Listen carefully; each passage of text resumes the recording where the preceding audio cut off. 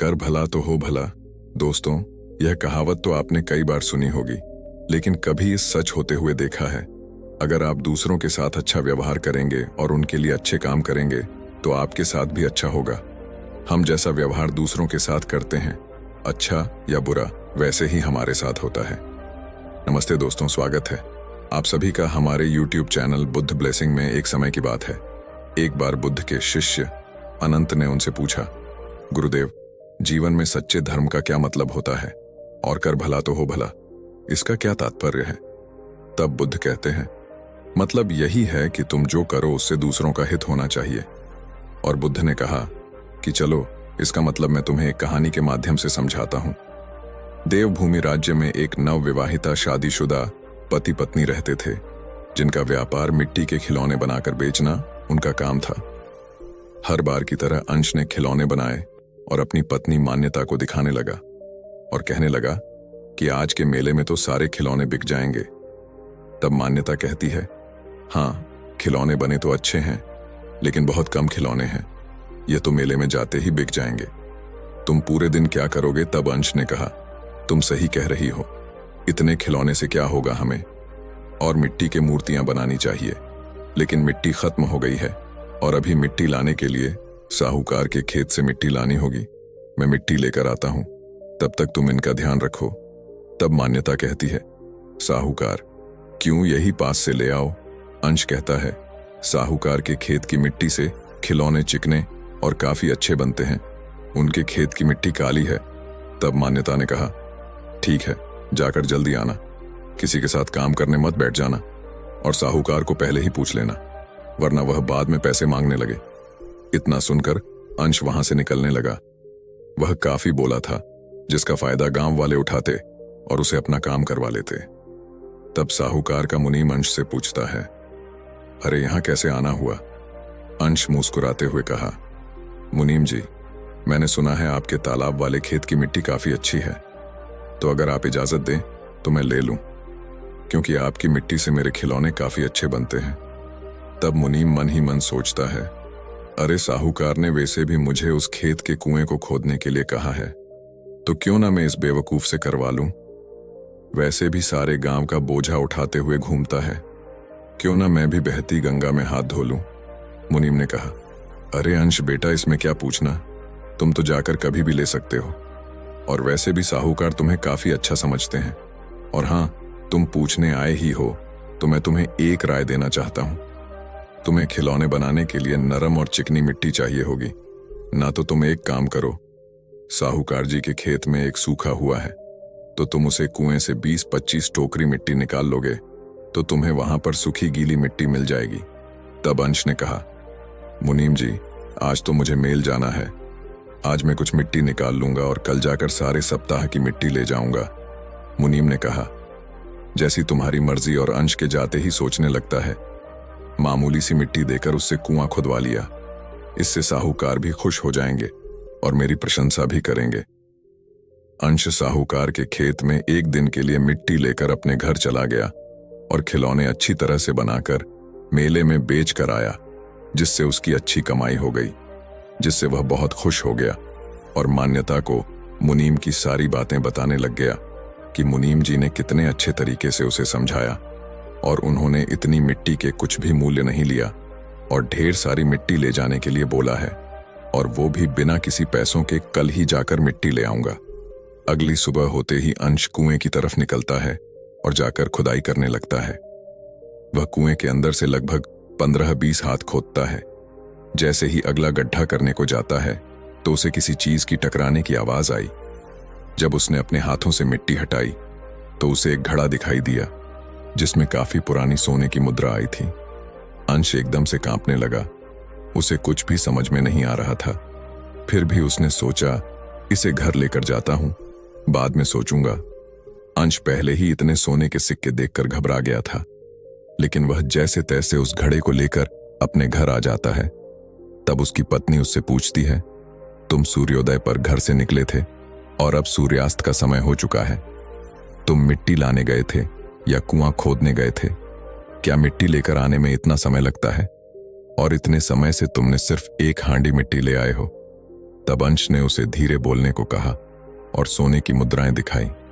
तब मान्यता ने उसे पूछा, क्या तुमने कुछ गलत काम तो नहीं किया ना? अंश ने हंसते मुस्कुराते हुए कहा, अरे मेरी बात तो सुनो। जैसे तुम सोच रही हो वैसा कुछ भी नहीं है। जब मैं साहूकार के खेत में गया, मुझे कुएं से मिट्टी निकालने को कहा था, लेकिन जब मैं उसे कुएं को खोदा तो मुझे यह घड़ा मिला जिसमें यह सोने के सिक्के थे। तब मान्यता पूछती है, अच्छा हुआ तुम इसे घर लेकर आए और तुमने किसी से इसके बारे में कहा तो नहीं। इतने में तो हम अमीर हो जाएंगे, हमारी स्थिति सुधर जाएंगी। अंश ने गुस्से से कहा, नहीं, यह सोने के सिक्के हमारे नहीं हैं, तो इन पर हमारा हक नहीं है। मान्यता कहती है, हम क्यों नहीं ले सकते? इन मोहरे को अंश कहता है, माना सारे गांव वाले मुझे बेवकूफ समझते हैं, लेकिन मुझे इतनी समझ है कि अगर इस बात का पता साहूकार जी को लगा तो हमें जेल जरूर जाना पड़ेगा, और वैसे भी इनका हकदार तो साहूकार ही है। मैं कल ही जाकर साहूकार को यह देकर सब बता दूंगा और सिक्के उन्हें दे दूंगा।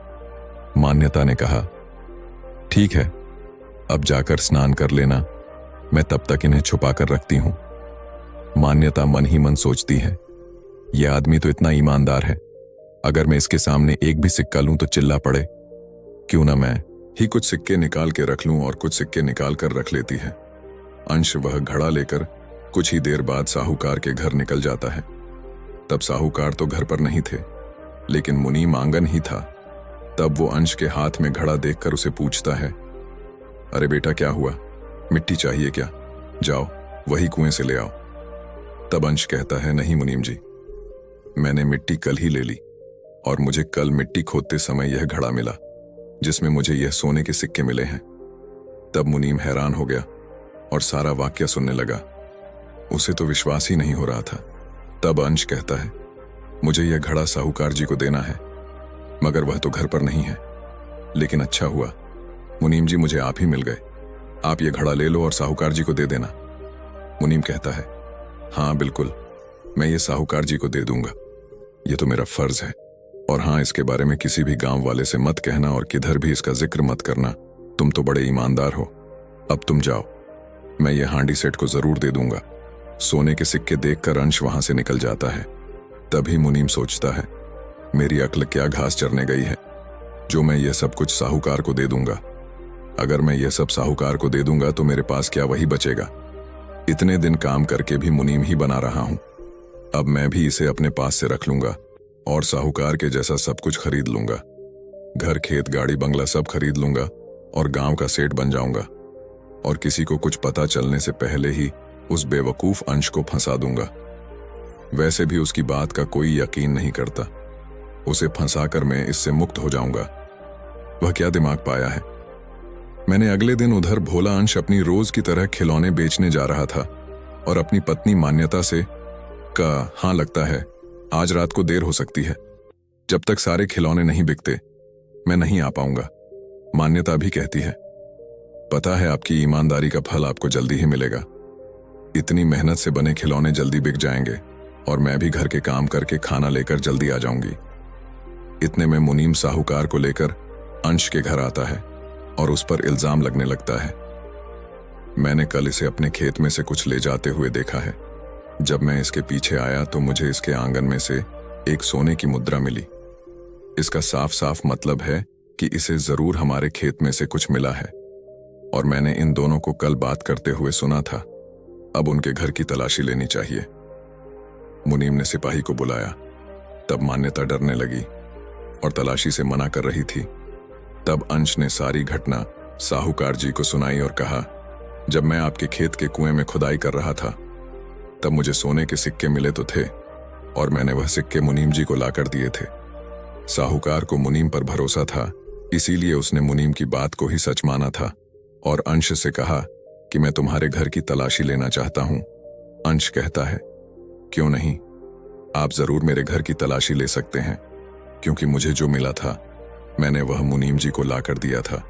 मुझे किसी बात का डर नहीं है, आप बेझिझक मेरे घर की तलाशी ले सकते हैं। मान्यता के मना करने पर मुनीम कहता है, जरूर सोने के मोहरों के साथ साथ इन्हें और कुछ भी मिला होगा, इसलिए तो यह हमें रोक रही है। तलाशी के बाद जब सोने की मोहर मिलती है तब अंश को कुछ समझ नहीं आता है और सिपाही उनसे पूछते हैं, क्यों, तुमने तो सारे सिक्के मुनीम जी को दे दिए थे, अब ये कहां से आए? जबकि तुम दावा कर रहे हो कि सिक्के तुमने मुनीम को ही दिए हैं। अब ये कहां से आए हैं, जरा बता सकते हो? अंश ने साहूकार जी से कहा, आप मेरे बातों का यकीन कीजिए, मैंने कल ही मुनीम जी को सारी मुद्राएं दे दी हैं। साहूकार भी अंश से पूछने लगे, जब तुमने सब कुछ मुनीम को दे दिया था तो यह कहां से आया? सीधे सीधे बताओ, वरना सिपाही तुम्हें कारागार में जरूर डाल देंगे। डर के मारे अंश रोने लगता है। तब उसकी पत्नी मान्यता कहती है, साहूकार जी, मेरे मन में लालच आया और मैंने कुछ सोने के सिक्के रख लिए ताकि हमारे घर की गरीब भी दूर हो सके। बस बाकी की सारी मुद्रा अंश ने इस मुनीम को दी और अब यह झूठ बोल रहा है। मुनीम ने कहा, यह अपने पति के साथ है, दोनों मिलकर मुझे फंसाना चाहते हैं ताकि इन्हें कारगर न जाना पड़े। आपने देखा ना, सोने के सिक्के उनके ही घर मिले। अब यह मुझे फंसाना चाह रहे हैं। और सिपाही से कहा, इन्हें लेकर जाइए और इनकी अच्छी मरम्मत करना। लेकिन साहूकार अभी भी शांत ही थे। कुछ दिन होने के बाद वह एक दिन मुनीम के घर जाते हैं, लेकिन मुनीम तो सिक्के गिन रहा था। तब मुनीम साहूकार को देखकर हैरान हो गया। तब तक साहूकार जी को सब कुछ समझ आ गया। अंश सच बोल रहा था और मुनीम से कहते हैं, मैंने तुम पर भरोसा करके गलती कर दी। तुम्हारी वजह से एक ईमानदार इंसान को सजा हुई। साहूकार ने तुरंत सिपाहियों को बुलाया और मुनीम को अंश की जगह जेल में भेज दिया। साहूकार ने अंश को बुलाया और उसके ईमानदारी की तारीफ करी और कहा, सारा गांव तुम्हें बेवकूफ समझता है, लेकिन तुम तो काफी समझदार हो। और कहा, ये सोने की मुद्राओं में से आधा हिस्सा अंश तुम रख लो। जब अंश ने माना किया तब साहूकार कहते हैं, अरे ये तो तुम्हारा इनाम है और ये तुम्हें तुम्हारी ईमानदारी के फलों से मिल गया। और इतना ही नहीं, उसे अपना मुनीम भी बना लिया।